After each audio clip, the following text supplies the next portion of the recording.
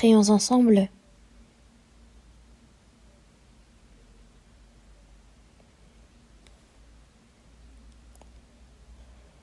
Dieu notre Père, qui nous aime, qui est miséricordieux, qui est aux cieux.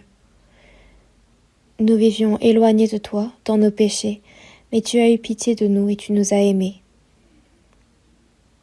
Nous qui devions recevoir le jugement et la malédiction, c'est le Seigneur Jésus qui les a reçus à notre place, et en mourant sur la croix et en versant son sang précieux, il nous a lavés éternellement de tous nos péchés. Désormais, nous n'avons plus à recevoir de malédiction. Merci pour cette grande grâce inconditionnelle. Désormais, tu nous as appelés à être tes enfants, et tu nous as donné cette espérance incroyable d'entrer dans ton royaume des cieux. Merci pour cette immense grâce. Nous qui avons été lavés éternellement de nos péchés par le sang précieux du Seigneur, nous nous sommes réunis en cette heure pour louer ta grande grâce, apprendre ta parole et être au milieu de cette assemblée sainte où tu résides. Merci. En cette heure, nous croyons en ce que le Seigneur est avec nous. Veille sur chacun d'entre nous et par ta main miséricordieuse soutiens-nous. Remplis-nous davantage par ta grâce, par ta sagesse, par ta parole et le Saint-Esprit, afin que le reste de notre vie, nous puissions vivre une vie sans honte devant toi. C'est pourquoi règne sur notre vie, dirige-nous. Si parmi nous se trouvent des personnes qui n'ont pas complètement compris ta grâce, aide-les à comprendre quelle est ta grâce, quel est ton amour, afin qu'eux aussi puissent demeurer et partager notre joie du royaume des cieux. Les nombreuses églises, toutes les églises de ce monde, qui, malgré la difficulté, prêchent ton évangile, sois avec tous les frères et sœurs qui gardent la foi. Sois avec eux par ton Saint-Esprit, par ta puissance, ton amour, afin qu'ils puissent prêcher avec encore plus de force ton évangile qui sauve les âmes. En cette heure, il y a une parole sainte que tu souhaites nous annoncer, une volonté sainte que tu souhaites nous faire connaître. Enseigne-nous davantage comment vivre dans ce monde.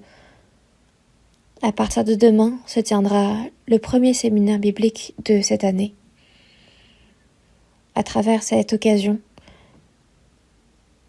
que de nombreuses âmes perdues puissent retourner à toi, recevoir le salut et que cela puisse te glorifier davantage. Que nous puissions transmettre la parole de ton évangile et que cela puisse sauver de nombreuses âmes encore. Nous te confions cette heure entre les mains du Saint-Esprit et nous avons prié au nom de notre Sauveur Jésus-Christ. Amen. Cherchons ensemble dans Matthieu, chapitre 22. L'Évangile selon Matthieu, chapitre 22.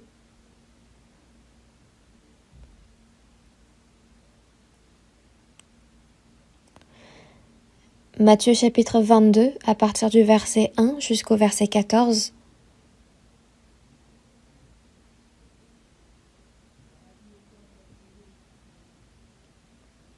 Matthieu chapitre 22, du verset 1 au verset 14. Jésus, prenant la parole, leur parla de nouveau en parabole, et il dit : Le royaume des cieux est semblable à un roi qui fit des noces pour son fils.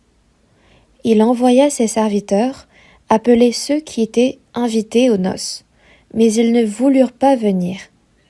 Il envoya encore d'autres serviteurs en disant : Dites aux conviés : Voici, j'ai préparé mon festin, mes bœufs et mes bêtes grasses sont tués, et tout est prêt. Venez aux noces. Mais, sans s'inquiéter de l'invitation, ils s'en allèrent, celui-ci à son champ, celui-là à son trafic, et les autres se saisirent des serviteurs, les outragèrent et les tuèrent.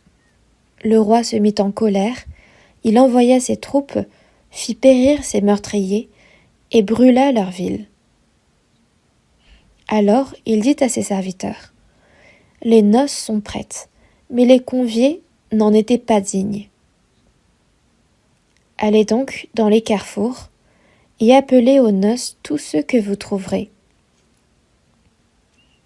Ses serviteurs allèrent dans les chemins, rassemblèrent tous ceux qu'ils trouvèrent, méchants et bons, et la salle des noces fut pleine de convives. Le roi entra pour voir ceux qui étaient à table, et il aperçut là un homme qui n'avait pas revêtu un habit de noces. Il lui dit : « Mon ami, comment es-tu entré ici sans avoir un habit de noces ? » Cet homme resta muet. Alors le roi dit au serviteur : « Liez-lui les pieds et les mains, et jetez-le dans les ténèbres du dehors, où il y aura des pleurs et des grincements de dents.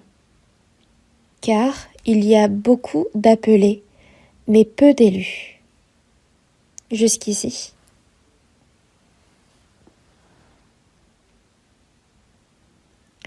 À partir de demain,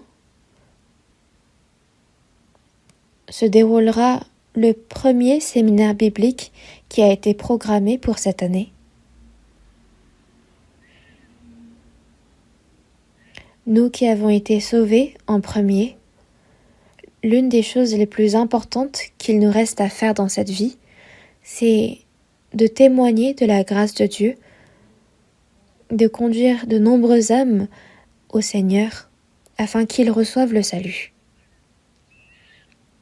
Dieu a envoyé son Fils unique comme offrande d'expiation pour nous sauver. Et Jésus est venu dans ce monde pour nous sauver. Dans Luc chapitre 19 verset 10, Jésus dit : « Car le Fils de l'homme est venu chercher et sauver ceux qui étaient perdus. » Les pécheurs qui étaient perdus devant Dieu, c'est pour eux que le Fils de l'homme est venu.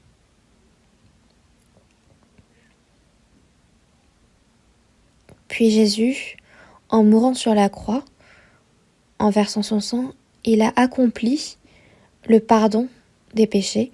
Et dans Jean chapitre 20 verset 21, Jésus, étant ressuscité, est apparu à ses disciples, et l'une des premières choses qu'il a prononcées, c'est : « Comme le Père m'a envoyé, moi aussi je vous envoie. » La raison pour laquelle Dieu le Père a envoyé son Fils unique, c'est pour qu'il meure sur la croix à la place des pécheurs. Et c'était pour laver les péchés des pécheurs. Et c'est ainsi qu'il a accompli le pardon des péchés. Désormais, comme le Père m'a envoyé, moi aussi je vous envoie. Jésus a accompli l'œuvre du salut, et désormais ceux qui ont été ainsi sauvés, tous ceux qui ont reçu le salut, pas seulement les disciples de Jésus, sont envoyés désormais pour prêcher cette bonne nouvelle. C'est pour cela que quand on regarde dans Romains chapitre 10, versets 14 à 15, comment croiront-ils en celui dont ils n'ont pas entendu parler ? Et comment en entendront-ils parler s'il n'y a personne qui prêche ? Et comment y aura-t-il des prédicateurs s'ils ne sont pas envoyés, selon ce qu'il est écrit, qu'ils sont beaux les pieds de ceux qui annoncent la paix, de ceux qui annoncent de bonnes nouvelles. Comment y aura-t-il des prédicateurs s'ils ne sont pas envoyés ? Et comment en entendront-ils parler s'il n'y a personne qui prêche ? Nous avons reçu ce salut étonnant, ce salut miraculeux, et désormais, pour nous, le reste de notre vie, ce n'est plus une question de bien manger, de bien vivre, mais c'est de témoigner de cette grâce incroyable de Dieu, afin que de nombreuses âmes puissent recevoir le salut. Tout à l'heure, nous faisions la récitation de Jean chapitre 6, verset 40. « La volonté de mon Père, c'est que quiconque voit le Fils et croit en lui ait la vie éternelle. » Désormais, la volonté de Dieu, c'est de croire, comprendre en ce que Jésus-Christ a fait, et que quiconque croit en lui ait la vie éternelle. Dans Psaume 66, verset 16, « Et je raconterai ce qu'il a fait à mon âme. » Dieu a fait des choses à mon âme, n'est-ce pas ? Et il ne suffit pas pour nous de les garder dans notre cœur, de les garder que pour soi-même, mais il faut les transmettre aux âmes perdues, aux âmes pitoyables qui n'ont pas reçu le salut. C'est l'œuvre la plus précieuse qui nous a été confiée et que nous devons faire. Donc à travers ce premier séminaire biblique de l'année, prêchons ce que Dieu a fait, afin que de nombreuses âmes, à l'occasion de ce séminaire, puissent recevoir le salut et revenir à Dieu.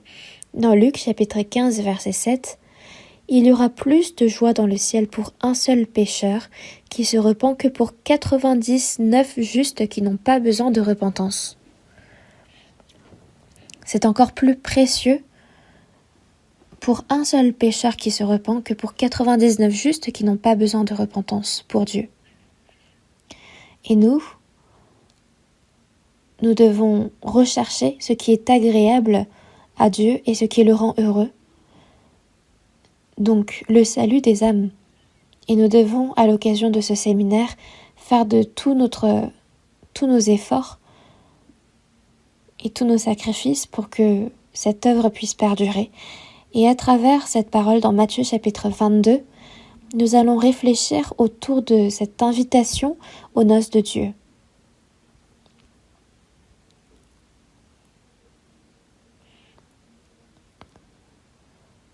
Dieu a créé des hommes à son image, mais ces hommes ont quitté la face de Dieu et se sont perdus. Et ils vivent encore maintenant dans leur propre péché.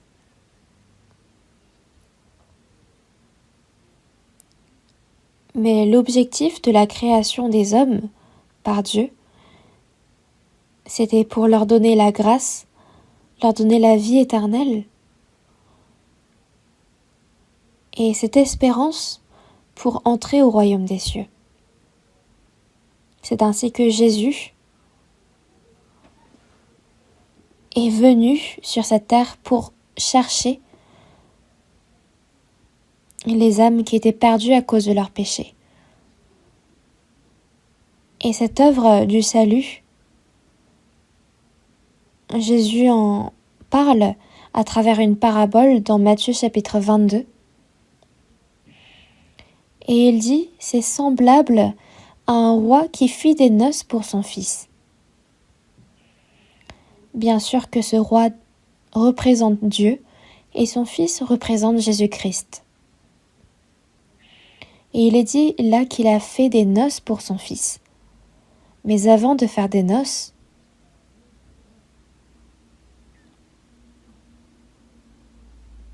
il appela les invités.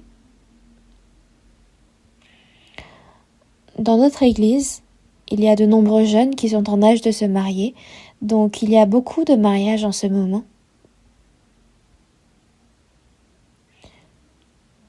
Mais avant de faire des noces, on envoie déjà des invitations aux noces. Et j'ai l'impression que les rois, auparavant, aux temps anciens, faisaient la même chose. Avant de faire des noces, il envoyait des invitations à ses convives en disant « Le roi organise des noces, donc venez ».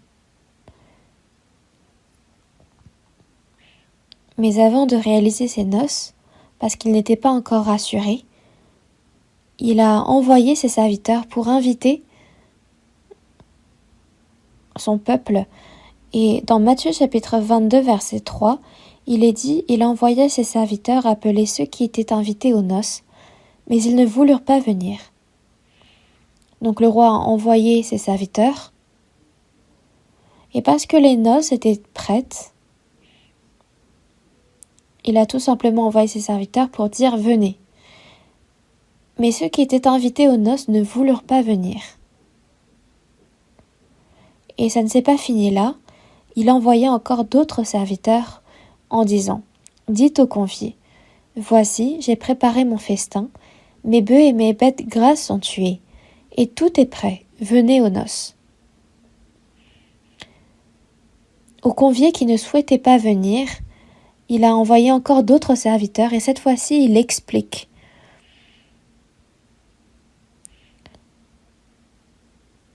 Voici, j'ai préparé mon festin.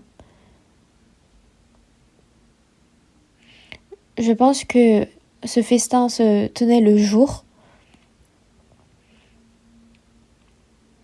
Et il est dit, mes bœufs et mes bêtes grasses sont tués. Donc toutes les bêtes grasses qui étaient en la possession du roi ont été tuées et tout est prêt. Donc de délicieux mets, toutes les bonnes choses ont été préparées. Désormais, venez aux noces.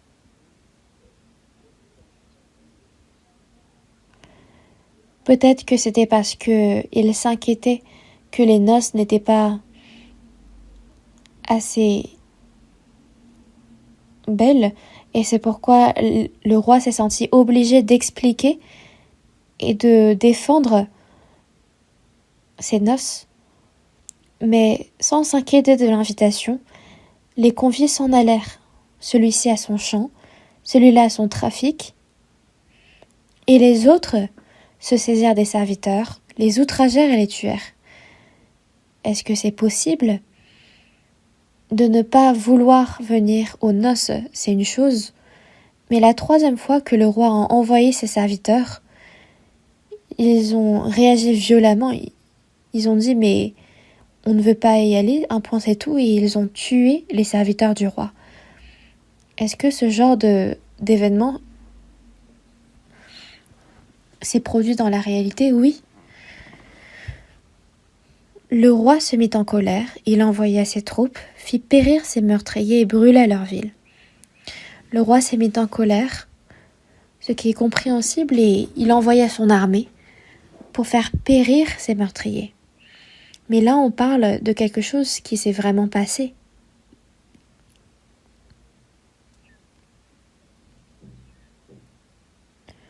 Tout d'abord, il existe réellement des noces ou même des festins dans ce monde, mais ces festins prennent fin assez vite. On voit le fiancé, la fiancée se marier, on est heureux, on partage la joie. Mais quand les noces se terminent, on doit retourner à notre vie réelle, travailler avec peine, on retourne à la réalité.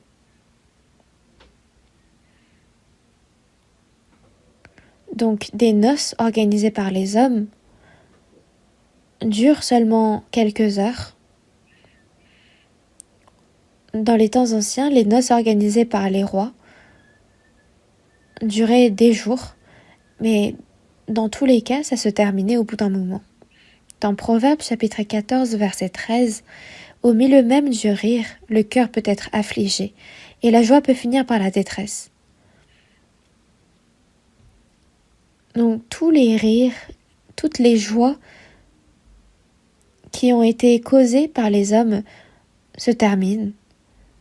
Et même au milieu du rire, le cœur peut être affligé, et la joie peut finir par la détresse. L'affliction au fond du cœur, les inquiétudes au fond de notre cœur ne peuvent disparaître au milieu de ces rires temporaires, tandis que les noces organisées par Dieu sont différentes. Dans le jardin d'Éden, Adam était sûrement toujours en joie, dans la joie. Mais il est tombé face à la tentation du diable, il a mangé du fruit interdit par Dieu, il a ainsi péché et il en a été chassé du jardin d'Éden. Et là, qu'est-ce qui a commencé? C'est les peines, les souffrances. Cherchons ensemble un instant, Lamentation de Jérémie, c'est donc après le livre de Jérémie. Lamentation chapitre 3. Donc après le livre de Jérémie, il y a le livre des Lamentations de Jérémie. On va chercher, nous, dans Lamentation chapitre 3, verset 33. Lamentation chapitre 3, verset 33, lisons ensemble. « Car ce n'est pas volontiers qu'il humilie et qu'il afflige les enfants des hommes. »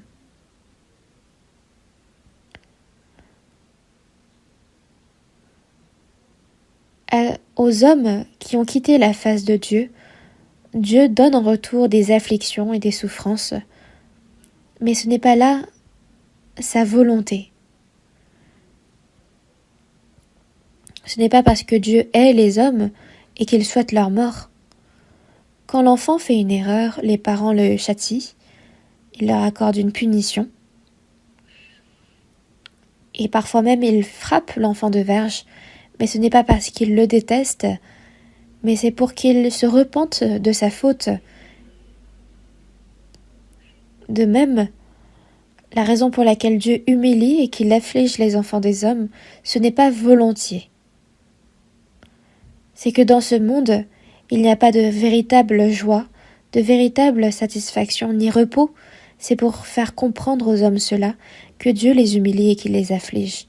Dans Ésaïe chapitre 38 verset 17, « Voici mes souffrances même sont devenues mon salut. Tu as pris plaisir à sortir mon âme de la fosse du néant, car tu as jeté derrière ton dos tous mes péchés. »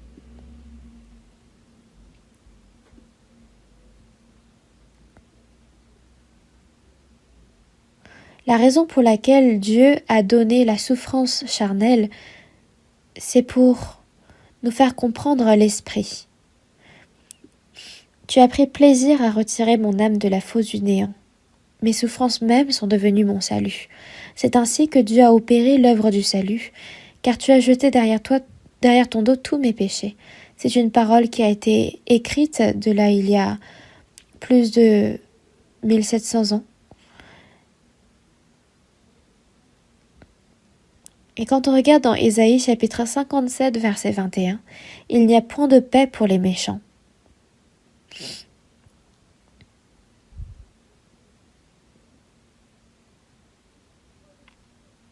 Voyons également dans Ecclésiaste chapitre 10 verset 19.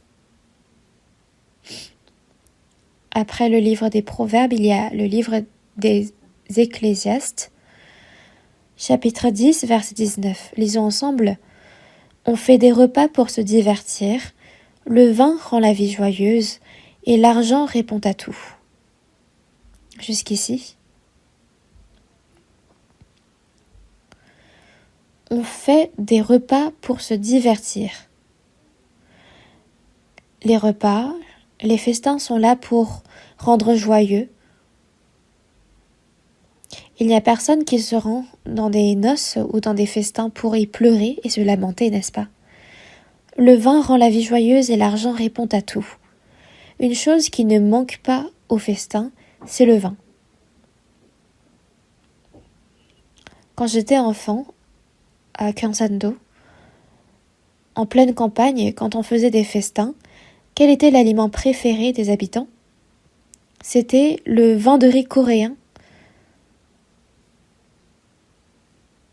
On parle de sheke, mais c'est une boisson qui est sucrée. C'est un vin qui est peut-être consommé par n'importe qui, mais qui est sucré. Et quand on fabriquait ce vin à base de riz, on l'emmenait au festin et on le partageait avec tous les conviés. En Israël, ce qui était le plus important lors d'un festin, c'était le vin. Le vin, il est dit qu'il rend la vie joyeuse. Dans Jean chapitre 2 verset 3, pendant les noces, à Cana, Jésus avait été invité. Sûrement qu'il y avait une relation entre la mère de Jésus, Marie, et les fiancés. Mais il y avait un problème lors de ces noces, c'est qu'il manquait de vin. Peut-être que c'était parce qu'il y avait trop de conviés, mais le vin fut vite consommé. Au milieu même des noces, et il n'avait plus de vin. Au milieu même du festin, la joie a été interrompue, et cela ne pouvait être. C'était un moment assez grave. C'est pourquoi la mère de Jésus était allée voir Jésus en lui disant « Ils n'ont plus de vin ». Et qu'est-ce que cela signifiait? C'était comme si elle disait « Est-ce que toi tu ne peux pas faire quelque chose pour nous ?» la mère de Jésus, Marie, savait que Jésus était le Fils de Dieu. Et je pense qu'elle s'attendait à ce qu'il montre quelques pouvoirs. Alors Jésus lui répondit, « Femme, qu'y a-t-il entre moi et toi ?»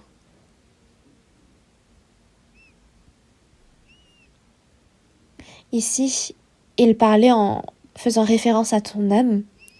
Dans le catholicisme, on met en avant et on se prosterne devant la mère de Jésus, Marie, et non devant Jésus. Et ils font sans cesse des prières de façon répétitive devant la mère de Jésus. Parce qu'ils ne se trouvent pas dignes de parler à Jésus. Donc ils parlent à la mère de Jésus comme une sorte d'intermédiaire. Mais ce qui est clair, c'est que la mère de Jésus ne parle pas à Jésus directement. Femme, qu'y a-t-il entre moi et toi? Ici, il faut faire la nuance, il faut savoir distinguer et comprendre clairement que quand il dit femme, ce n'est pas une forme d'irrespect.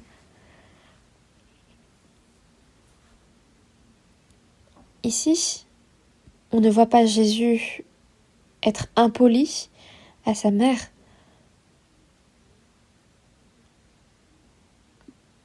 Mais il fait référence à son âme. Et il dit, mais le fait qu'il n'y a plus de vin, qu'est-ce que ça a à faire avec moi?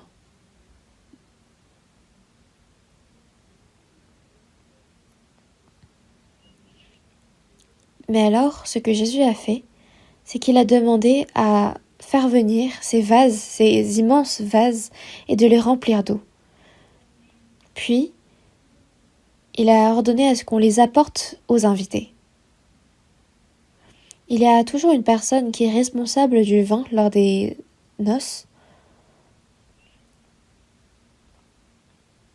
Et le responsable des noces, se sentant responsable, a goûté d'abord ce vin, ces vases que Jésus a fait apporter.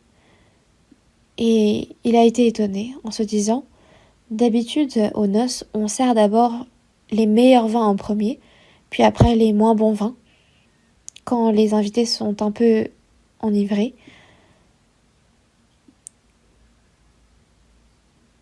Mais toi, Jésus, tu sers d'abord le moins bon vin pour servir le meilleur vin après.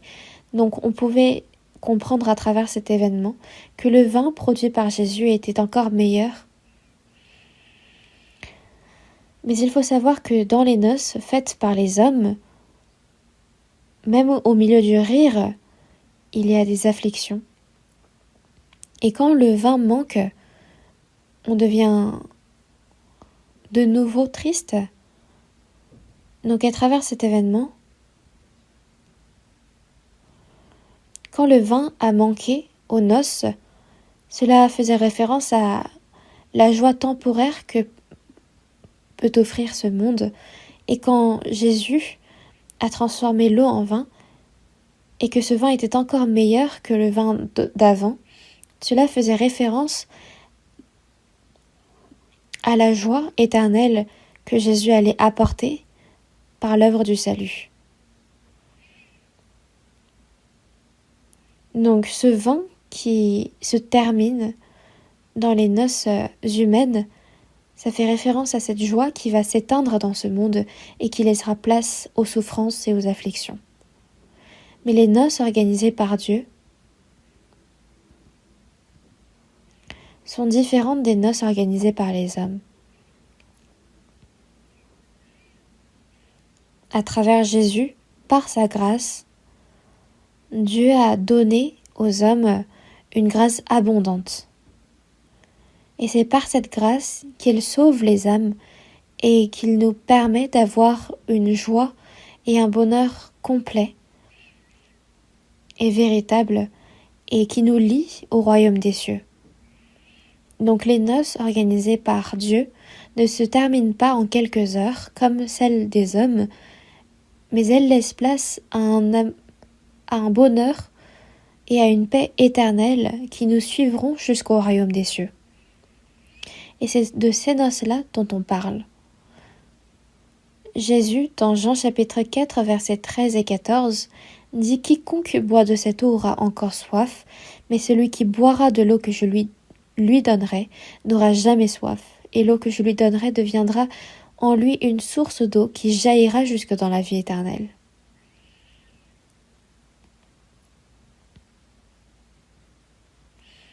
Les hommes de ce monde souhaitent assouvir leur soif par de l'eau physique, comme cette femme samaritaine qui était venue puiser de l'eau, mais elle buvait, puis après elle avait encore soif. Elle buvait, elle avait encore soif et ça n'en finissait pas. Et là Jésus dit, l'eau que je lui donnerai n'aura jamais soif. Donc l'eau que tend Jésus ne se terminera pas. C'est une eau éternelle. Voyons ensemble dans Proverbes chapitre 15. Proverbes chapitre 15.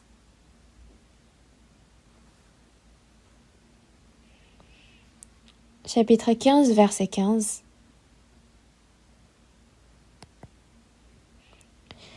Proverbes chapitre 15, verset 15.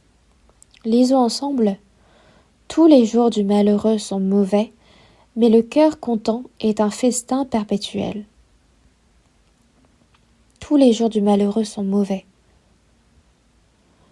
Les gens de ce monde vivent au milieu de la souffrance et du malheur, mais le cœur content est un festin perpétuel. Le cœur est content. Dans 1 Thessaloniciens chapitre 5 verset 16, « Soyez toujours joyeux. » Comment est-ce possible d'être toujours joyeux? Il peut y avoir des moments de joie, mais il peut y avoir aussi des moments de tristesse et de peine. Mais le bonheur que Dieu, le Seigneur, nous donne est un bonheur continuel. C'est pourquoi le cœur content est un festin perpétuel. Comme le cœur qui fait un festin perpétuellement, c'est donc un bonheur qui ne s'éteint point. Donc le roi a organisé des noces et il invite des conviés qui ne souhaitent pas venir. Donc il invite d'autres conviés en leur disant « Tout est prêt. Même on a tué les bêtes grasses, mais ils ne souhaitent pas venir non plus. » Et quand il est dit qu'il envoya encore des serviteurs, on voit par là l'amour et la patience de Dieu qui souhaite sauver les âmes.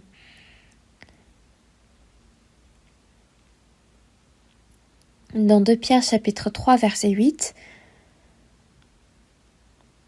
pendant que l'évangile est prêché en Jérusalem jusqu'aux extrémités de la Judée, il y a eu un long moment qui est passé, mais devant le Seigneur, un jour est comme 1000 ans, et 1000 ans sont comme un jour. Ainsi, le Seigneur est patient, et il attend longtemps. Les Juifs, qui étaient les destinataires premiers de l'Évangile, l'ont rejeté. Et le Messie qu'ils devaient recevoir, ils ne l'ont pas reçu. Et non seulement ils ne l'ont pas reçu, mais ils l'ont tué sur la croix.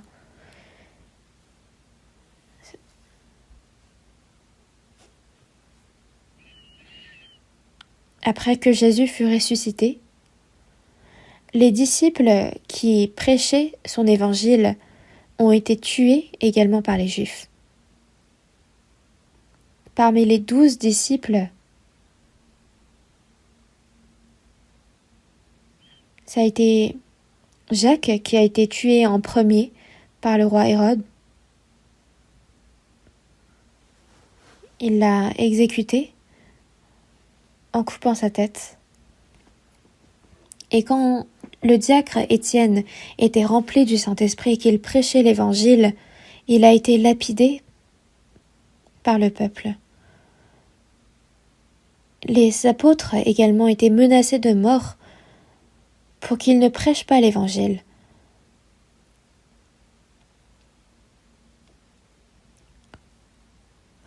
Mais Pierre et Jean disaient « Jugez s'il est juste devant Dieu de vous obéir plutôt qu'à Dieu, car nous ne pouvons pas ne pas parler de ce que nous avons vu et entendu. C'est ainsi qu'ils ont été jetés en prison, mais ils ont continué à prêcher l'Évangile. Tous les disciples de Jésus, les apôtres, les saints ont continué à prêcher l'Évangile malgré les persécutions.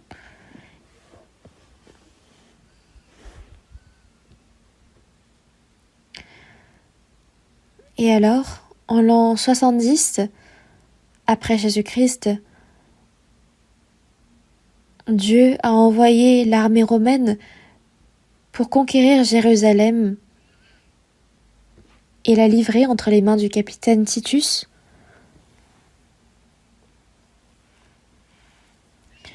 Et en l'an 135 après Jésus-Christ, c'était les frères Adrien qui ont envahi Jérusalem encore et qui ont tué 580 000 Juifs.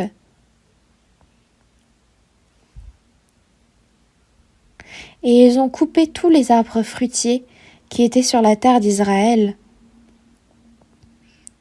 Et qu'est-ce que cela signifiait? C'était pour les empêcher de retourner et de vivre sur cette terre. Les Juifs ont été finalement poursuivis dans le monde entier et pendant 1900 ans, ils ont vécu des souffrances incomparables. Lors de la Seconde Guerre mondiale, c'est 6 millions de Juifs qui ont été massacrés. Et quelle en est la raison?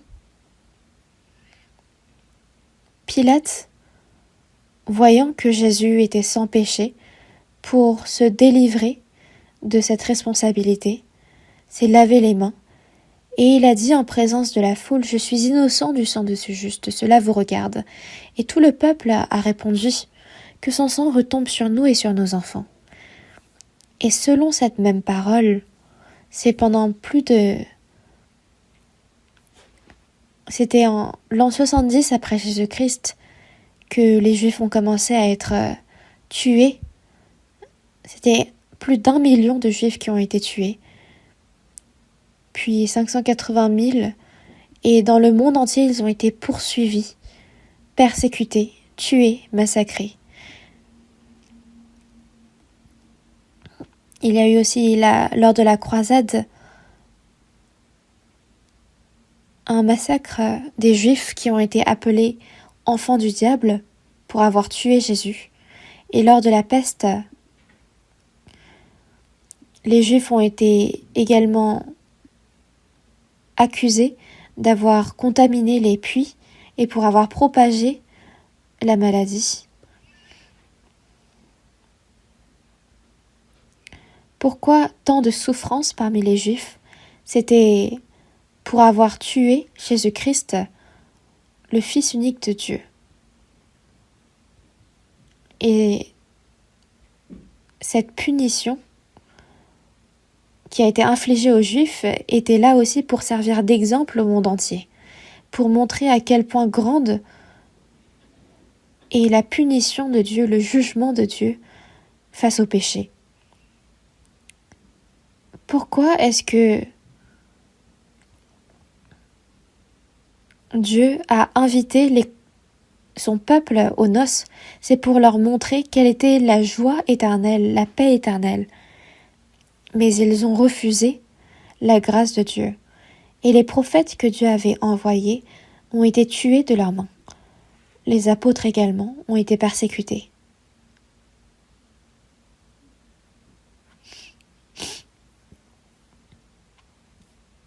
Et le résultat, pour avoir refusé Dieu et sa grâce, vous pouvez le voir de vos propres yeux en voyant l'histoire d'Israël, n'est-ce pas?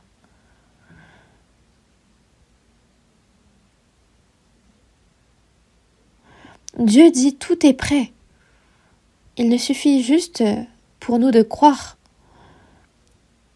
En voyant sa grande grâce, en voyant comment Dieu a sacrifié son Fils unique, cet évangile de la grâce nous a été prêché et que désormais nous avons cette espérance éternelle d'entrer au royaume des cieux. Et le péché de refuser cela. Tous les péchés moraux commis par les hommes peuvent être pardonnés. Ils ont été pardonnés quand Jésus est mort sur la croix, et de façon éternelle. Mais le péché de refuser la grâce de Dieu à travers Jésus-Christ, comment va-t-il être pardonné? Il n'y a pas de moyen. C'est ça qui va conduire les hommes en enfer. Voyons également dans Luc chapitre 14.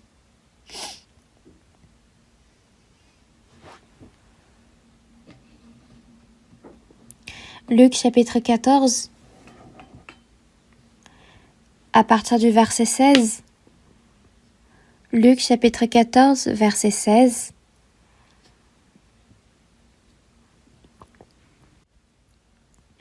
Jésus lui répondit, « Un homme donna un grand souper, et il invita beaucoup de gens. À l'heure du souper, il envoya son serviteur dire aux conviés, « Venez, car tout est déjà prêt. » Mais tous, unanimement, se mirent à s'excuser. Le premier lui dit, « J'ai acheté un champ, et je suis obligé d'aller le voir. Excuse-moi, je te prie. »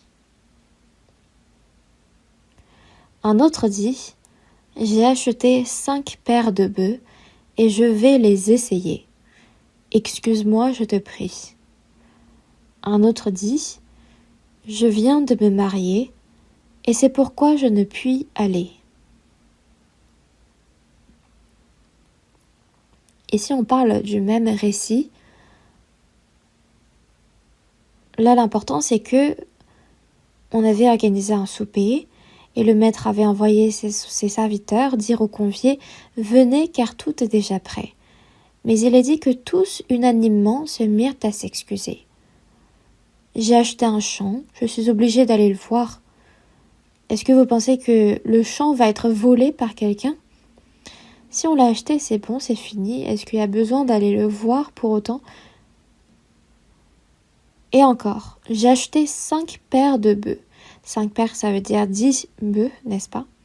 Parce qu'ils étaient sûrement vendus en paires.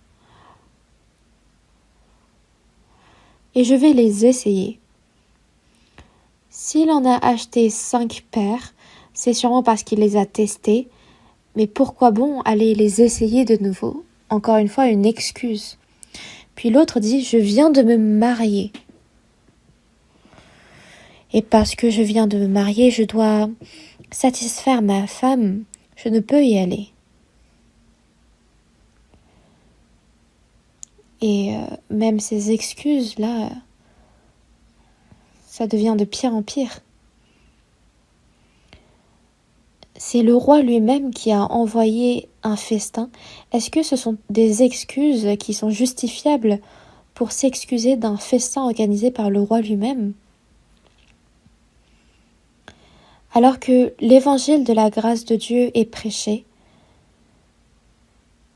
il y en a ceux qui refusent, et c'est là les excuses de ceux qui refusent. Je dois m'occuper du champ. Parce que j'ai acheté 5 paires de bœufs, je dois les essayer aujourd'hui. Et celui qui a acheté le champ, c'est aujourd'hui qu'il est obligé d'aller le voir. Je viens de me marier, c'est pourquoi je ne puis y aller. C'est à travers ces excuses du monde, ces choses matérielles, que l'on refuse la grande grâce de Dieu, alors que c'est un festin organisé par Dieu. Un festin qui nous permet d'entrer au royaume de Dieu, cette espérance éternelle, cette joie, cette paix éternelle qui ne se termine pas en quelques heures. Et ces hommes ne savent pas à quel point grand est la grâce de Dieu. Dieu, c'est en sacrifiant son Fils unique qu'il a préparé à l'avance cette énorme grâce du salut. Et c'est ce qu'on peut voir à travers cette parabole du festin, des noces organisées par le roi. Tout est prêt. Et pourtant, le péché de refuser,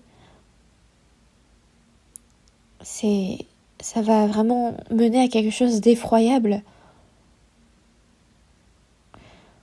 Dans Jean chapitre 3, verset 16, Dieu a tant aimé le monde qu'il a donné son Fils unique.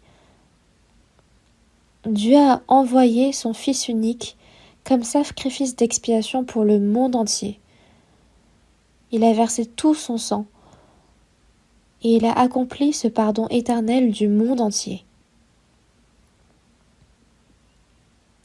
Et les pécheurs qui étaient ennemis à cause de leur péché de Dieu, Jésus a établi la réconciliation entre ces pécheurs et Dieu.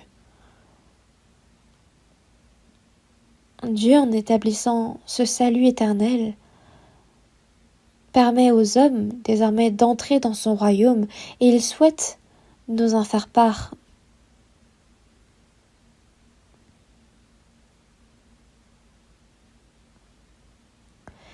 Mais il y en a qui refusent cette grande grâce de Dieu. Et combien nombreux sont-ils? Et nous connaissons leur sort.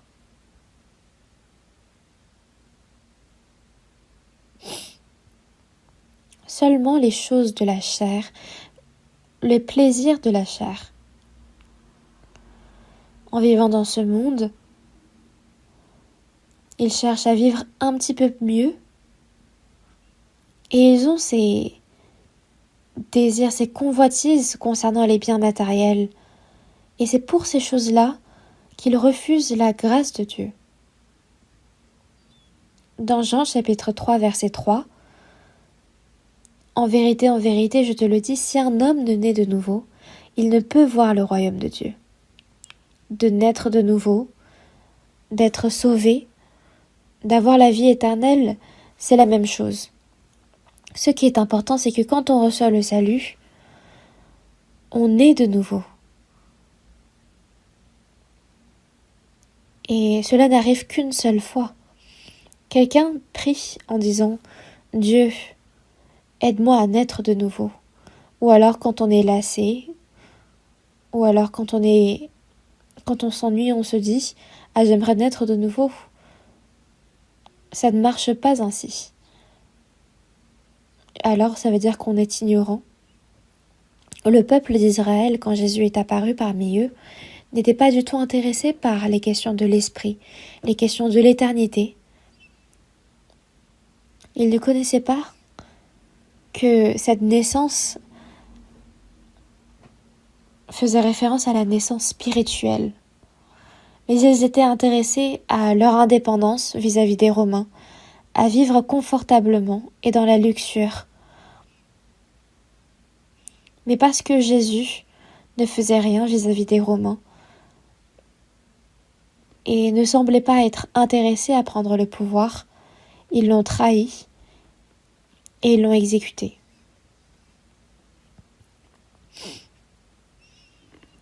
Et qu'est-ce qu'il en est devenu? Les Romains ont envahi Jérusalem et pendant près de 2000 ans, Israël et les Juifs ont connu la destruction partout où ils allaient. Ils ont failli être complètement exterminés de la face de la terre. Certes, ils ont été ranimés, mais c'était pour le nom de Dieu. Dans Ézéchiel chapitre 36, verset 22, « Ce n'est pas à cause de vous que j'agis ainsi, maison d'Israël. C'est à cause de mon saint nom que vous avez profané parmi les nations où vous êtes allés. » Parce que au peuple d'Israël, il y avait cette image d'être les témoins de Dieu.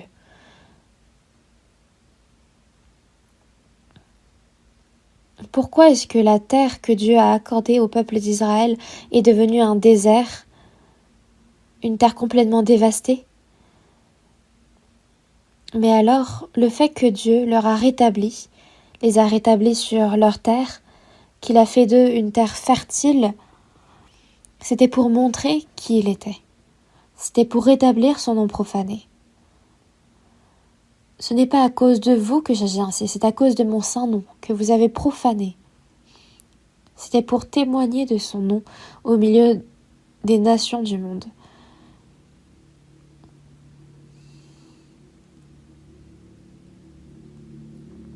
Et aujourd'hui encore, pourquoi est-ce que les hommes continuent de refuser Dieu et sa grâce? C'est parce qu'ils sont trop occupés à rechercher les choses de ce monde. C'est pour cela qu'ils ne sont pas intéressés par les choses que Dieu a à leur offrir.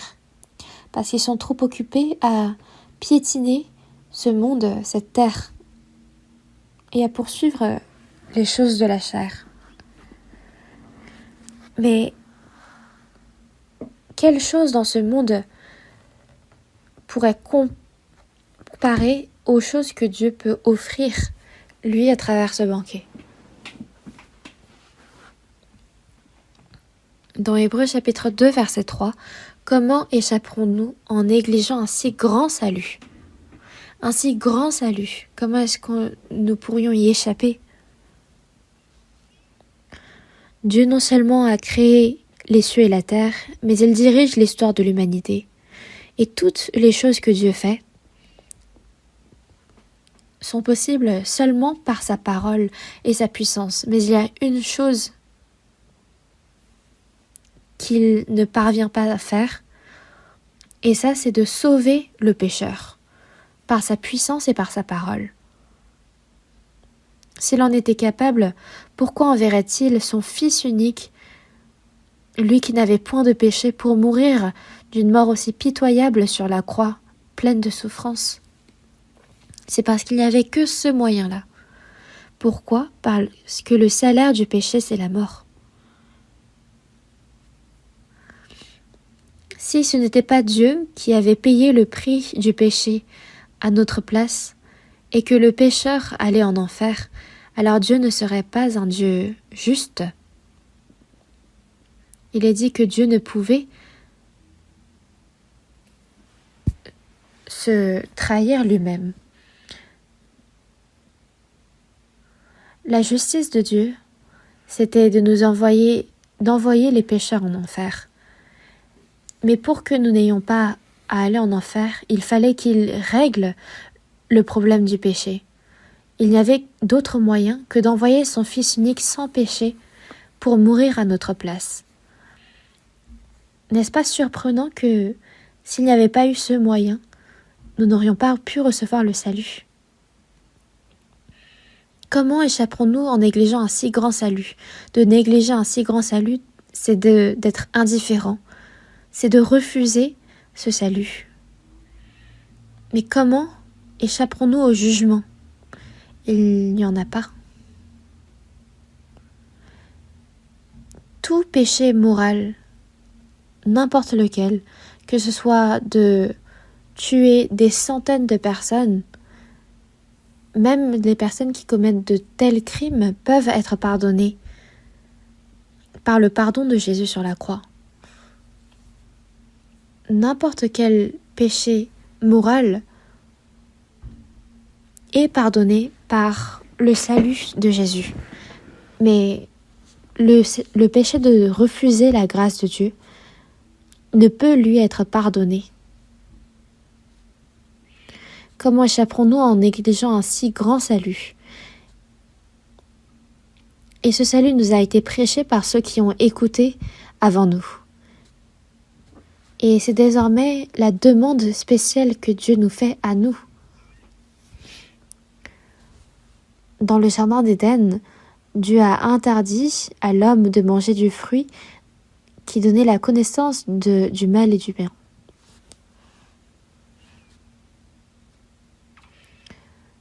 Mais les gens de ce monde continuent même encore maintenant de vouloir manger de ce fruit interdit. Le serpent, le diable, encore aujourd'hui, susurre et nous tente en disant « mange et tu deviendras comme Dieu ». Et vous savez combien d'hommes Satan est parvenu à conduire en enfer à cause de ces tentations? Voyons ensemble dans 1 Jean chapitre 2.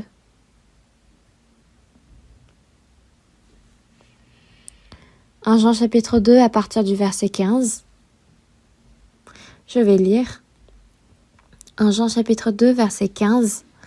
N'aimez point le monde, ni les choses qui sont dans le monde. Si quelqu'un aime le monde, l'amour du Père n'est point en lui. Car tout ce qui est dans le monde, la convoitise de la chair, la convoitise des yeux et l'orgueil de la vie, ne vient point du Père, mais vient du monde. Et le monde passe, et sa convoitise aussi. mais celui qui fait la volonté de Dieu demeure éternellement. Ce monde, le prince de ce monde, c'est les Satan.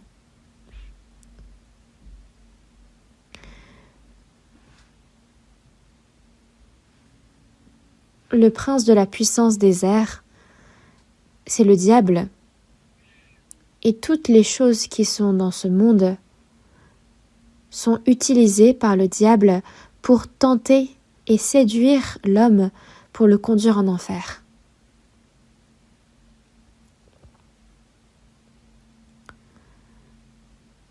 Il est là pour nous déranger, pour nous perturber afin que nous ne recevions pas la grâce de Dieu.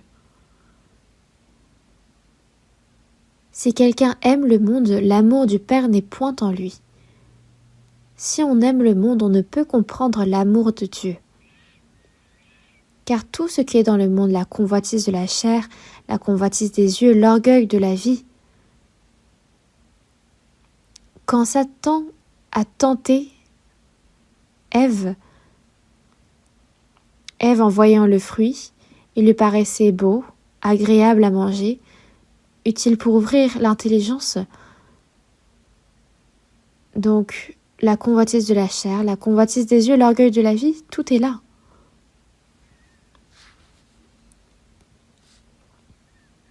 Que ce soit l'honneur, la réussite, le succès, la richesse, c'est à travers cela que le diable nous tente, et quand on y est tenté, il nous mène en enfer. Et tout cela ne vient point du Père, mais vient du monde. Et elles ne sont pas seulement passagères, mais les personnes qui tombent face à ces choses vont être menées jusqu'en enfer. Dans Jean chapitre 6, verset 40, « La volonté de mon Père, c'est que quiconque voit le Fils et croit en lui ait la vie éternelle. » Jésus, avant de mourir sur la croix, a prié sur le mont Gethsémanée et disait « Mon Père, s'il est possible, que cette coupe s'éloigne de moi. Toutefois, non pas ce que je veux, mais ce que tu veux. » Jésus devait mourir sur la croix pour sauver les pécheurs qui étaient voués à aller en enfer. C'était ce pourquoi le Père Dieu l'avait envoyé. Parce que ce que Dieu veut, c'est que le pécheur reçoive le salut et qu'il vive éternellement avec lui.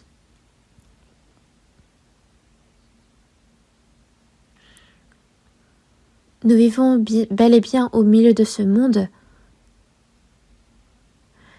mais les choses de ce monde sont un moyen dans notre vie, mais ne doivent pas être la fin. Nous ne devons pas être pris par ces choses-là. Il est important de gagner de l'argent pour le dépenser de façon utile, mais nous ne devons pas aimer l'argent pour le convoiter, car l'amour de l'argent est une racine de tous les maux. Dans 2 Corinthiens chapitre 4 verset 18, « Car les choses visibles sont passagères et les invisibles sont éternelles. » Les choses visibles, c'est les choses charnelles, les biens matériels, les choses physiques, et la plupart des personnes de ce monde sont emportées par ces choses visibles. Tandis que les choses invisibles, c'est les choses riches que Dieu nous réserve, éternelles, de participer aux noces de Dieu, c'est que notre âme reçoive le salut et qu'elle aille au royaume des cieux. C'est pour que Dieu nous donne sa paix, sa joie éternelle. Mais les gens de ce monde ne recherchent seulement que les choses visibles, passagères, les choses physiques. C'est pour cela qu'elles rejettent les choses invisibles, éternelles de Dieu. Tandis que les choses visibles de ce monde sont passagères, il est dit. Et celui qui oublie cela, c'est comme dans Matthieu chapitre 25 verset 41. Retirez-vous de moi, maudits. Allez dans le feu éternel qui a été préparé pour le diable et pour ses anges. Il ne reste plus que l'enfer éternel pour cette personne. Une personne qui cherche à être satisfait par les choses de ce monde. Ce monde est si intéressant, si bien à vivre. Pourquoi y a-t-il besoin que notre âme reçoive le salut et d'aller au royaume des cieux? Ça suffit seulement si notre corps vit bien dans ce monde. Est-ce que l'enfer n'existerait pas vraiment? C'est ainsi que les riches en général parlent et pensent. Il est dit des riches que c'était plus facile pour un chameau d'entrer dans une aiguille qu'un riche reçoive le salut. Est-ce qu'autour de nous il y a beaucoup de riches ou alors beaucoup d'enfants de chefs d'entreprise, de grandes entreprises? Saviez-vous que si vous naissez dans une telle famille, alors c'est presque comme une exécution immédiate en enfer? Je suis née dans une famille très pauvre et je me rends compte maintenant que c'était une réelle bénédiction.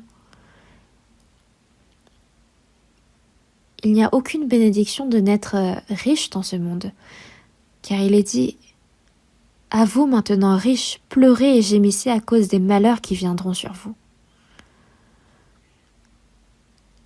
Nous faisons des missions dans le monde entier, mais il est difficile d'évangéliser dans les pays riches.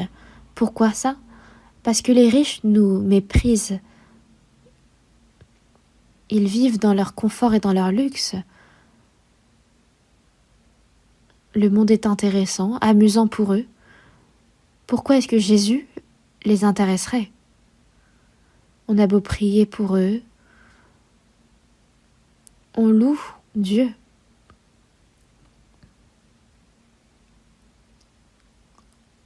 Mais eux, c'est le dimanche qu'ils en profitent pour jouer.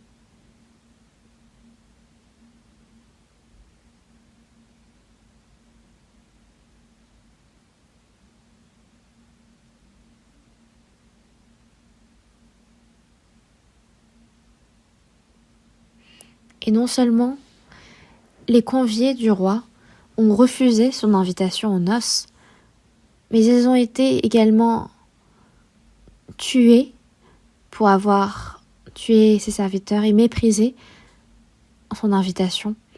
De la même façon, le peuple d'Israël a été massacré, persécuté partout où ils allaient pendant près de 2000 ans. Et lors de la Seconde Guerre mondiale, c'était 6 millions de Juifs en Europe qui ont été massacrés. Pourquoi ça? C'est pour le péché qu'ils ont commis d'avoir refusé Christ. Et à travers l'histoire d'Israël, Dieu nous montre la destruction éternelle qui nous attend si on refuse Christ. Aujourd'hui, il y en a beaucoup qui fréquentent l'église le dimanche, qui disent croire, qui viennent à l'église faire l'offrande, louer Dieu, faire des prières, mais est-ce que vous avez entendu le contenu de leurs prières? Dieu, aide à ce que mon mari réussisse dans son entreprise, aide afin que mes enfants entrent dans une bonne école, qu'ils reçoivent un bon diplôme, qu'ils trouvent de bons travaux, aide afin que nous prospérons. Toutes ces choses pour lesquelles ils prient, c'est des choses charnelles.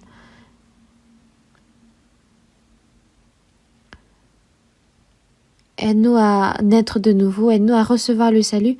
Ce ne sont pas ces choses pour lesquelles ils prient. Mais demandez-leur quand est-ce qu'ils sont nés de nouveau.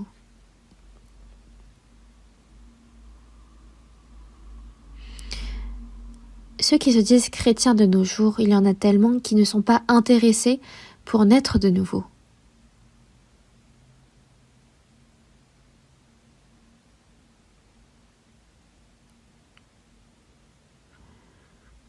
les Juifs qui ont tué Jésus,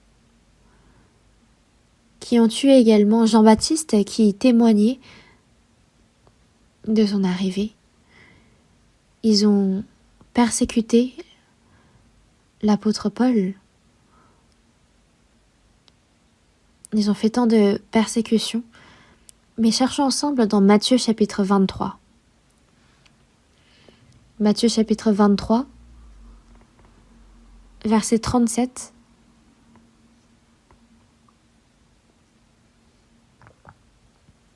Matthieu chapitre 23, verset 37. Versets 37 et 38, je vais lire. Jérusalem, Jérusalem, qui tue les prophètes et qui lapide ceux qui te sont envoyés. Combien de fois ai-je voulu rassembler tes enfants, comme une poule rassemble ses poussins sous ses ailes, et vous ne l'avez pas voulu. Voici votre maison vous sera laissée déserte.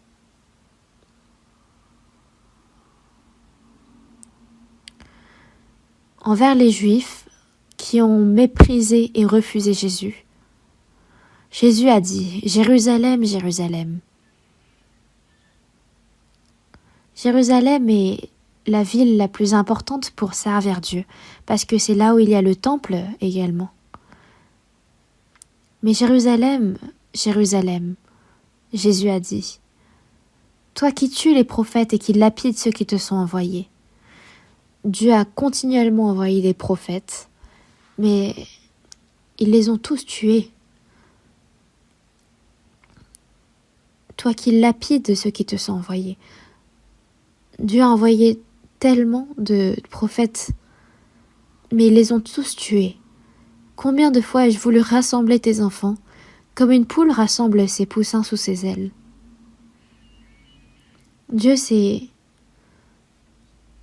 Juifs, ce peuple d'Israël, il a voulu les rassembler sous ses ailes comme une poule rassemble ses poussins. Et vous ne l'avez pas voulu, voici votre maison vous sera laissée déserte. Celui qui refuse Dieu n'a plus d'espérance. Désormais, l'évangile est prêché dans le monde entier.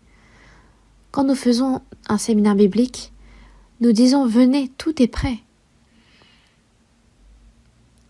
Dieu a accordé la grâce à quiconque accepte ce que Jésus a fait sur la croix. Tout a été prêt, mais ils ne sont pas intéressés. Et certains prononcent à la légère, toi tu crois et reçois le salut, mais moi j'irai en enfer, c'est pas grave. Voyons également dans Matthieu chapitre 22.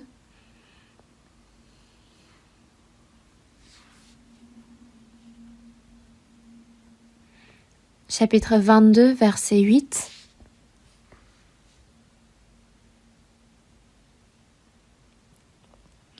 Alors il dit à ses serviteurs, « Les noces sont prêtes, mais les conviés n'en étaient pas dignes.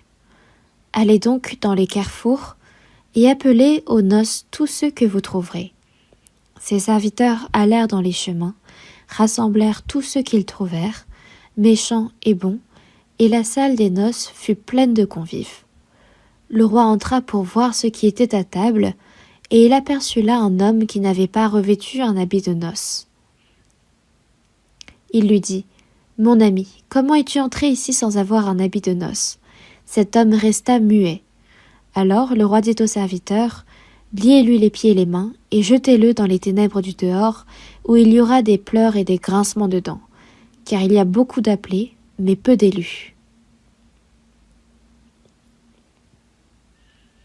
Donc ceux qui ont été conviés en premier, c'est les Juifs, mais ils ont refusé la grâce de Dieu, ils l'ont rejetée. Et au contraire, ils ont crucifié Jésus que Dieu avait envoyé pour les sauver. Ils ont persécuté également les apôtres qui prêchaient l'évangile, ils les ont lapidés, tués. Et même maintenant, la majorité des Juifs ne croient pas en Jésus. Je m'étais rendue 3 fois en Israël, la 3e fois et pour les 3 fois je m'étais rendue pour prêcher l'évangile.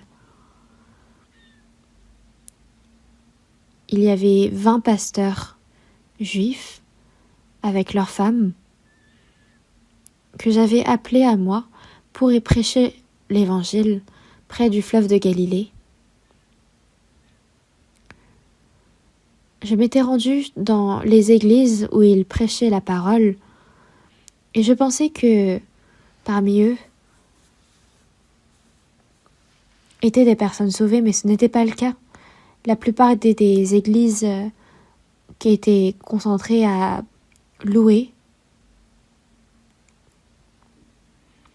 Mais la plupart, même les pasteurs, ne connaissaient pas qu'est-ce que Jésus avait fait pour eux. Et là où le christianisme est à son apogée de nos jours, de nombreuses églises sont fondées. Et on voit également des églises qui sont belles de l'extérieur, avec de nombreux membres, mais en vérité, il est difficile de rencontrer de vraies églises qui prêchent de vrais évangiles et des vrais chrétiens.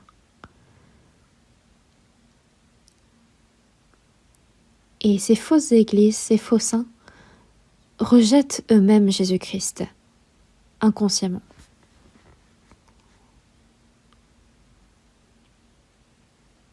Et parce que les conviés se mettaient à tuer ses serviteurs, le roi a envoyé ses soldats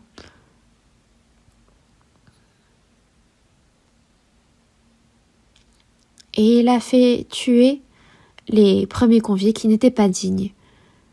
Puis il a dit « Allez donc dans les carrefours et appelez aux noces tous ceux que vous trouverez. » Au début, les conviés invités étaient le peuple élu de Dieu, le peuple d'Israël, mais maintenant d'aller dans les carrefours, c'était n'importe qui pouvait y traverser. Ça pouvait être des personnes riches, des personnes pauvres, des personnes gentilles, des personnes méchantes. Donc, appelez aux noces tous ceux que vous trouverez. Peu importe la nature de cette personne, il a dit « Invitez tous ceux que vous trouverez là-bas ». Et c'est ce qui s'est passé. Ses serviteurs allèrent dans les chemins, rassemblèrent tous ceux qu'ils y trouvèrent, méchants et bons, et la salle des noces fut pleine de convives. Donc les carrefours ici représentent le monde entier. Parce que l'apôtre Paul prêchait l'évangile, les Juifs ont cherché à le persécuter, à le lapider, à le tuer. Et qu'est-ce que l'apôtre Paul a dit à ce moment-là ? C'était à vous premièrement que la parole de Dieu devait être annoncée. Mais puisque vous la repoussez, et que vous vous jugez vous-même indigne de la vie éternelle, voici, nous nous tournons vers les païens. Et quand ils ont commencé à prêcher aux païens, les païens l'ont bien reçu.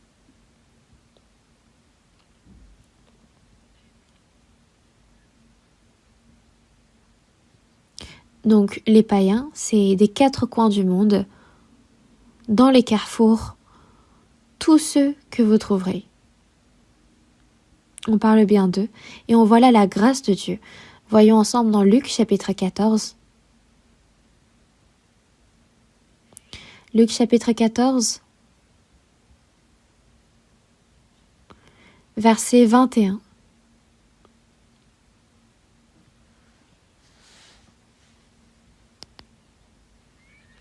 Luc chapitre 14, verset 21. Le serviteur de retour rapporta ces choses à son maître.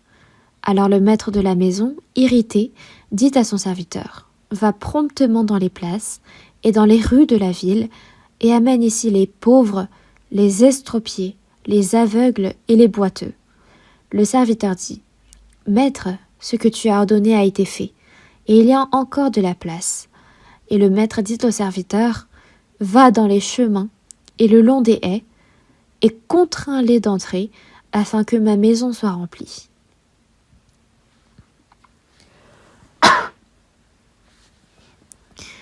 Et même quand on a invité tous ceux que le serviteur trouvait dans les rues, il restait encore de la place, alors qu'on avait amené les pauvres, les estropiés, les aveugles et les boiteux.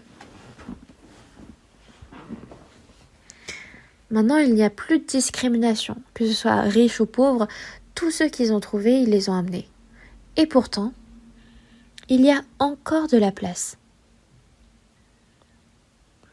Le maître dit alors au serviteur, « Va dans les champs et le long des haies, et contrains-les d'entrer. Contrains-les d'entrer. Contrains-les de force, afin que ma maison soit remplie. » Quand on pense à cette parole,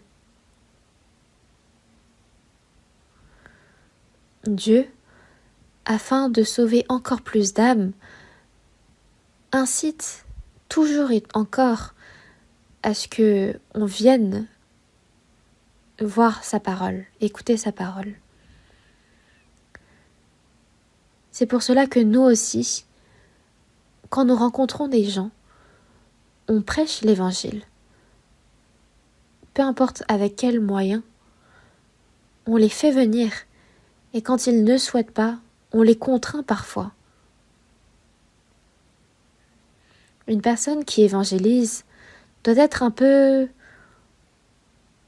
téméraire.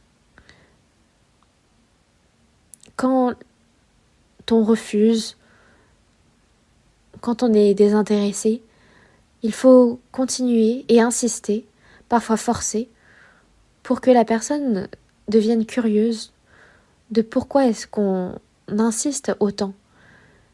Et même si au début la personne reste pas intéressée, elle peut continuer à écouter la parole et la parole fait son chemin. Si nous ne faisons rien, si nous n'insistons pas, alors qui peut recevoir le salut? Il y en a déjà peu qui reçoivent le salut, même quand on va jusqu'au bout de nos efforts, mais si nous n'ouvrons pas la bouche, alors c'est sûr que personne ne peut recevoir le salut. C'est d'abord les personnes qui ont reçu le salut qui doivent faire tous leurs efforts, il doit y avoir ce zèle et cette persévérance, sinon on ne peut recevoir le salut. Un pasteur disait que même après avoir prêché des sermons, personne n'était sauvé. Mais si personne n'est sauvé, alors autant arrêter. Et c'était ainsi qu'il parlait aux saints. Alors que quand une personne reçoit le salut et qu'elle évangélise, parfois c'est jusqu'à 10 personnes qui reçoivent le salut.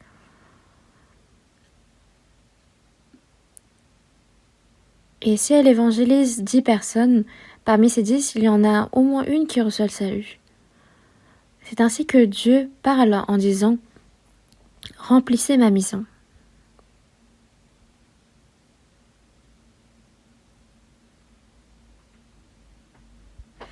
Donc nous devons vraiment être reconnaissants qu'il nous reste ce temps de grâce. Il ne nous reste plus beaucoup de jours pour évangéliser. Quand on regarde dans Psaume 50, verset 1, il est dit « Dieu l'Éternel parle et convoque la terre, depuis le soleil levant jusqu'au soleil couchant. Et il dit « Viens, venez ». Que devons-nous faire, nous ? On est là pour transmettre la parole de Dieu. Et dans Ésaïe chapitre 45 verset 22, « Tournez-vous vers moi et vous serez sauvés, vous tous qui êtes aux extrémités de la terre. » Cette parole a été écrite de là 2700 ans. Et des États-Unis, de Rome, d'Europe, des extrémités de la terre, l'évangile a été prêché. Et il nous a été parvenu à nous aussi. Quand on regarde dans Tite chapitre 2 verset 11, « Car la grâce de Dieu, source de salut pour tous les hommes, a été manifestée. » Dieu donne sa grâce de l'évangile à tous. Et une fois que cet évangile est prêché et qu'on y croit, qu'on comprend, alors on reçoit le salut. C'est alors qu'on reçoit la paix, la joie éternelle et véritable, et qu'on reçoit l'espérance du royaume des cieux. Et il n'y a pas d'autre grâce plus excellente que celle-ci. ne sommes que de passage sur cette terre, mais si notre cœur est épris par les choses temporaires qui vont disparaître en un peu de temps, les personnes qui ne croient pas, imaginez à quel point grands seront leurs regrets une fois qu'ils verront ce qui les attend.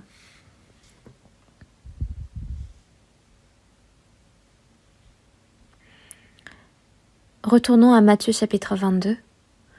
Matthieu chapitre 22,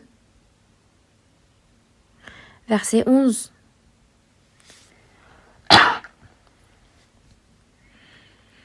Le roi entra pour voir ce qui était à table, et il aperçut là un homme qui n'avait pas revêtu un habit de noces. Et il lui dit, « Mon ami, comment es-tu entré ici sans avoir un habit de noces ?» Cet homme resta muet. Alors le roi dit au serviteur, « Liez-lui les pieds et les mains, et jetez-le dans les ténèbres du dehors, où il y aura des pleurs et des grincements de dents. » Donc, on imagine la scène, il y a tous les invités qui ont été convoqués dans la salle, et le roi entre pour voir ce qui était à table. En général, pour un citoyen lambda, il est difficile pour lui de voir même la face du roi. Mais parmi eux, les invités, il devait y avoir des pauvres, des estropiés, des boiteux. Et comment ces hommes-là seraient dignes de voir la face du roi? Et pourtant, le roi est entré, il s'est montré. Non seulement tous ces hommes étaient rassemblés pour assister aux noces du roi, mais ils devaient également être très heureux de voir et d'être en présence du roi. Donc le roi est heureux d'avoir des invités et les invités étaient heureux de voir le roi. Mais là, soudainement, il y a quelqu'un qui ne portait pas un habit de noces. Lors de grandes noces ou des noces royales, il fallait un habit. C'est comme quand on va aux funérailles, il y a un code vestimentaire à respecter. On se met tout en noir, en costume, en habit formel.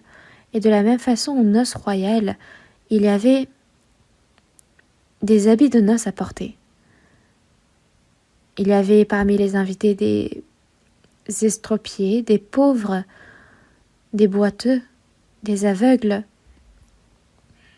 Mais où est-ce qu'ils avaient l'argent pour se procurer un habit de noces? Mais aux noces du roi, les habits étaient déjà préparés. C'est pourquoi tous ceux qui se sont rendus à ces noces ont reçu un habit de noces à l'entrée. Donc, soit ils ont changé complètement leurs habits, ou alors ils mettaient l'habit de noces par-dessus leurs propres habits. Et de là, ils étaient tous semblables, comme s'ils avaient porté des uniformes. Quand on va dans des saunas, on porte tous le même peignoir, n'est-ce pas? Les habits manifestent l'origine, le statut de la personne, mais si on porte les mêmes vêtements, on devient pareil. Donc c'est pour cela qu'on peut partager le même repas autour d'une même table. Si par exemple un pauvre qui était mal vêtu, en lambeaux, était à la même table que moi, je n'aimerais pas partager le repas avec lui. Mais les personnes qui portent le même habit, il n'y a pas ce genre de problème, il n'y a pas ce genre de discrimination. Donc c'est des habits qui ont été donnés par Dieu. Dans Genèse, chapitre 3, verset 21, l'Éternel Dieu a fait à Adam et à sa femme, qui tremblaient de honte, des habits de peau, et les en revêtit. Et cela faisait référence à comment Jésus allait mourir sur la croix et par son sang allait couvrir nos péchés. Dans Isaïe chapitre 61 verset 10, « Je me réjouirai en l'Éternel, car il m'a revêtu des vêtements du salut. Il m'a couvert du manteau de la délivrance. »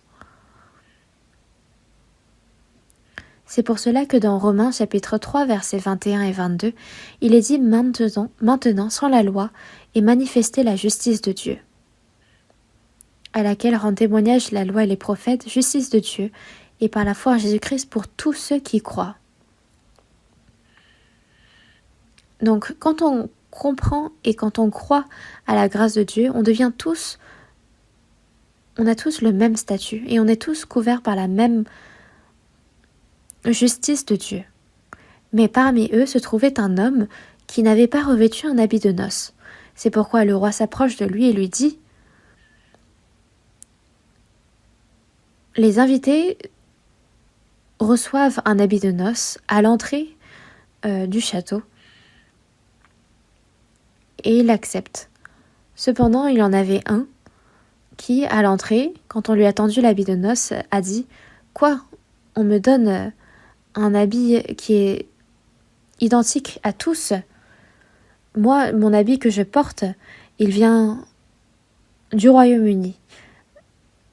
Tu ne sais pas à quel point la matière de ce vêtement est précieuse. » Et même si le serviteur avait beau insister en disant « Non, ce n'est pas possible, vous ne pouvez pas rentrer », il a complètement ignoré.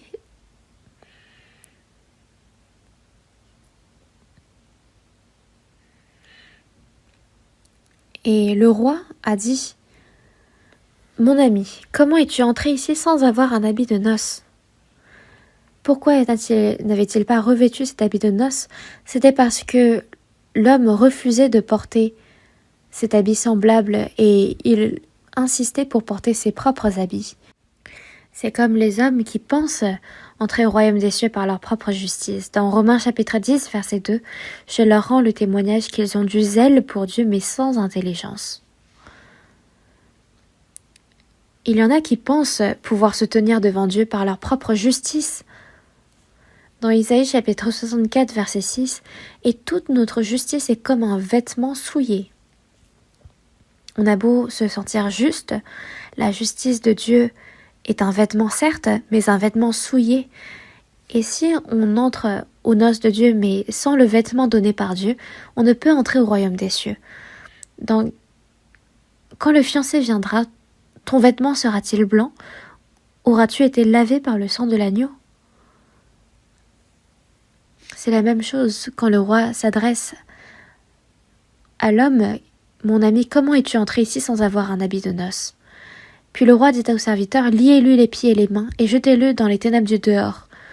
On parle de l'enfer. Dans Galates chapitre 5 verset 4, vous êtes séparés de Christ, vous tous qui cherchez la justification dans la loi. Vous êtes déchus de la grâce. Et si nous sommes séparés de Christ, nous sommes séparés de sa grâce, on tombe en enfer.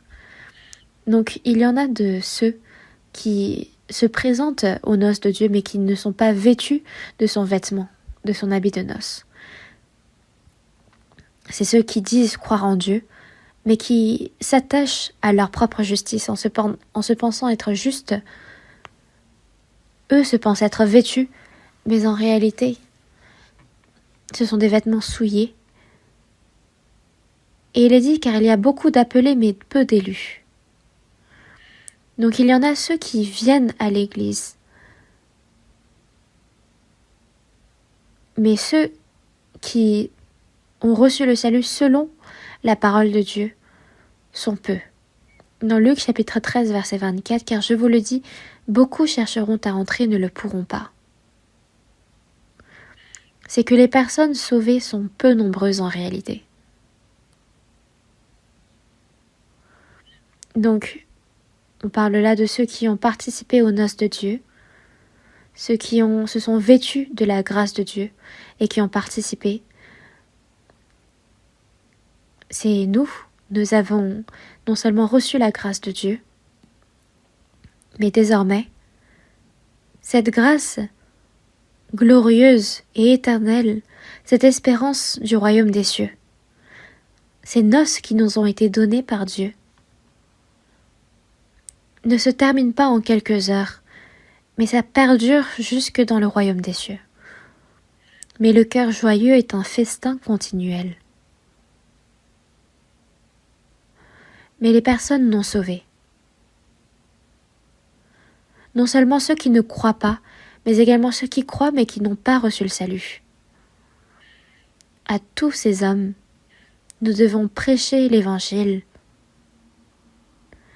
et les aider à recevoir le salut.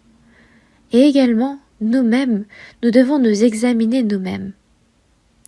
Dans 2 Corinthiens chapitre 13 verset 5, « Examinez-vous vous-même pour savoir si vous êtes dans la foi. Éprouvez-vous vous-même. » C'est ce qu'il a été dit. Est-ce que moi, j'ai une foi correcte? Est-ce que si je suis née de nouveau, je vis digne d'une personne sauvée? C'est notre vêtement.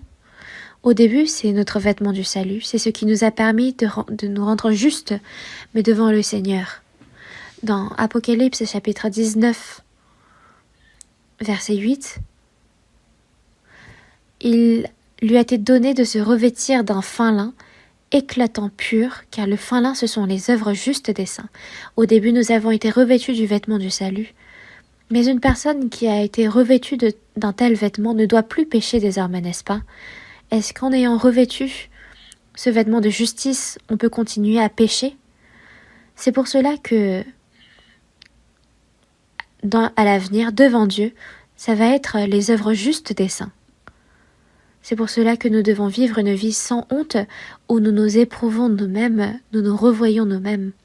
Parce que la vie de foi des saints doit permettre d'attester notre foi devant Dieu et devant les saints. Il est dit, éprouvez-vous vous-même. Comment cela? C'est à travers la parole. Il faut examiner notre foi sous la lumière de la parole pour voir si elle est correcte ou pas. Parce que sinon, il peut y avoir parmi nous des personnes qui sont aux noces, mais qui n'ont pas revêtu cet habit de noces. Mais il est dit, faites attention à ne pas être hantés, parce qu'il y a parmi nous des personnes qui croient, mais qui peuvent ne pas avoir compris réellement la grâce de Dieu. Donc, non seulement nous devons éprouver notre foi, mais à travers ce séminaire biblique, nous devons également amener de nombreuses âmes à recevoir le salut. Prions ensemble. Dieu notre Père, qui est miséricordieux, nous qui vivons éloignés de toi dans nos péchés, tu as eu pitié de nous et tu nous as aimés. Et c'est ton Fils unique, Jésus-Christ, qui a reçu le jugement et la malédiction que nous devions recevoir à notre place. Merci pour cette grande grâce par laquelle tu nous as sauvés, tu nous as lavés éternellement de nos péchés. Nous qui sommes sauvés, désormais le reste de notre vie, puissions-nous vivre dignement pour toi, devant toi, et que nous puissions prêcher ton évangile à de nombreuses âmes encore, pour qu'elles puissent elles-mêmes recevoir le salut, et que cela puisse le glorifier. À travers le séminaire biblique qui commence à partir de demain, puissent de nombreuses âmes recevoir le salut, que nous puissions tous prier d'une même âme, et que ton œuvre de l'évangile puisse se manifester grandement au milieu de nous. Nous avons prié au nom de Jésus-Christ, notre Sauveur.